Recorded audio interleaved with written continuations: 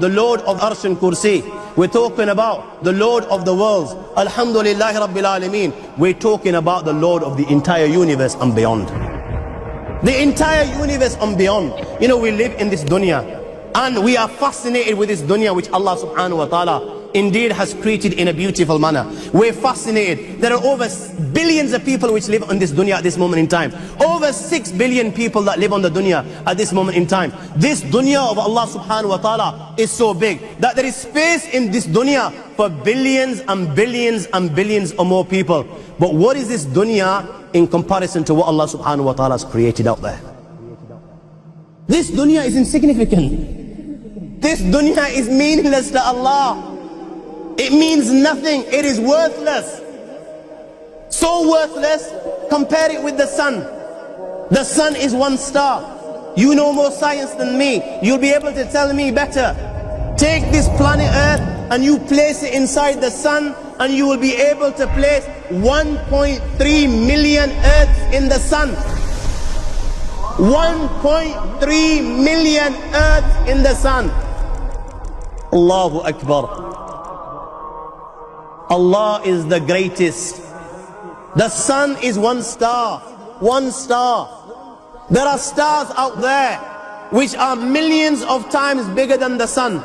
You tell me this, that you need millions and millions of stars to make one galaxy.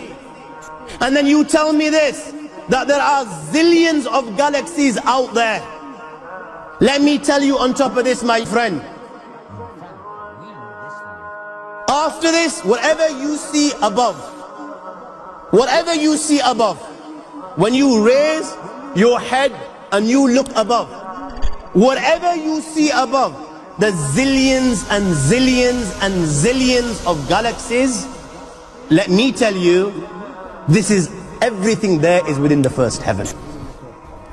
Everything there is within the first heaven, and Allah is the creator of 7 heavens. 7 heavens. And the distance between the first heaven and the second heaven is 500 years. You know, the distance that can be covered in 500 years, at what speed? Only Allah knows. Only Allah knows. But it will take 500 years to get from the first heaven to the second heaven. 500 years from the second to the third, third to the fourth, fourth to the fifth, fifth to the sixth, sixth to the seventh. Every time it will take 500 years. After the 7 heavens,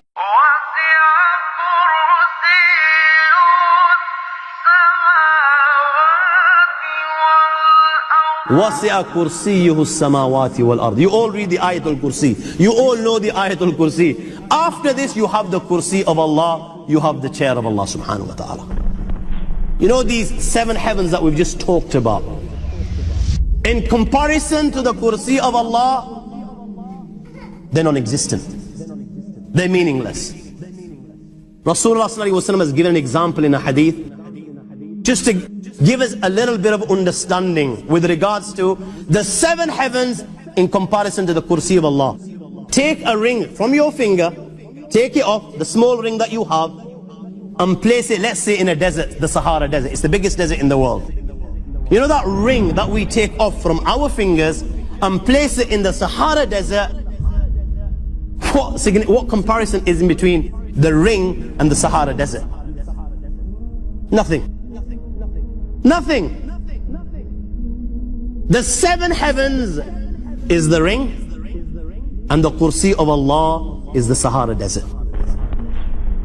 After the Kursi of Allah, you have the Arsh of Allah. وَكَانَ أَرْشُهُ عَلَى الْمَاءِ. You have the Arsh of Allah. Again, Rasulullah has explained, so just so that we can understand. Take the ring, place it in the desert. This time, the ring is the Kursi and the Arsh is the desert. What is the Kursi in comparison to the Arsh of Allah? Nothing. Then you have angels which carry the Arsh of Allah. Their heads are in the 7th heaven and their feet are in the lowest earth.